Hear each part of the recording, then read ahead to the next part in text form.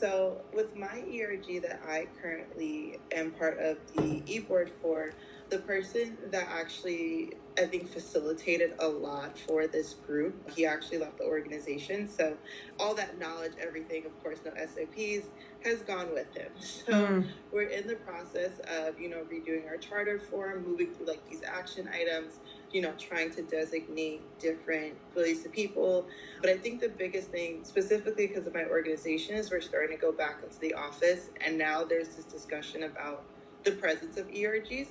One of the things I know they want to put together, for instance, is like a showcase to kind of let people know, what's available. But it kind of came at a very quick pace. So I think my question to you would be, in terms of maybe like slowing things down or getting senior leadership to understand that, so they know that it's not just because we're doing it for, I guess, just visibility or anything. Like, we want everything we do to be meaningful. Like, how do we kind of get that additional buy-in? Because there's definitely a lot of pushback. We're like, hey, could this be a Q2 thing instead of a Q1? It's the beginning of the new year. We just got back.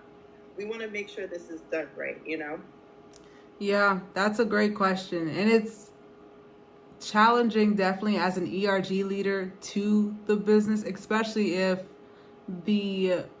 if there is someone who's like in charge of the ERGs, or even worse, if there's not someone who leads the ERG program, because then it's almost like there might be more than one person who you have to get buy-in to understand that concept. However, I would say by coming up with a list of things that you're going to do in preparation for that, in terms of slowing down or like knowing what they want. Maybe I'll restart with that.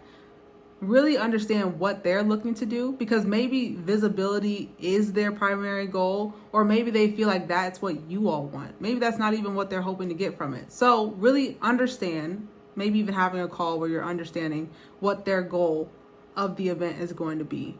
From there, you can also say that you're going to create, not even just say, but also obviously create too, a list of ways that you're going to execute upon that in terms of how you're going to best prepare for it. So if you're going to do like an ERG exhibit, I think you called it, maybe there's more buy-in that you want from the community in terms of how you're going to get community members actively engaged in that exhibit. So it's not just the ERG leaders, in a way so that like potential members can see, oh, as a member, here's how I benefit from the ERG, not just as a leader. So that is something that takes time. So building in a timeline too, where you're saying these are what we're going to do in preparation for it. Here's a timeline that we would like to follow, and it's really going to help us to execute upon this. There's always the card that you can play too, that it's a volunteer role and no SOPs exist, and the main person who really was doing a lot in your ERG just left. So there's gonna be some restructuring time too that you all will likely need. Few things there.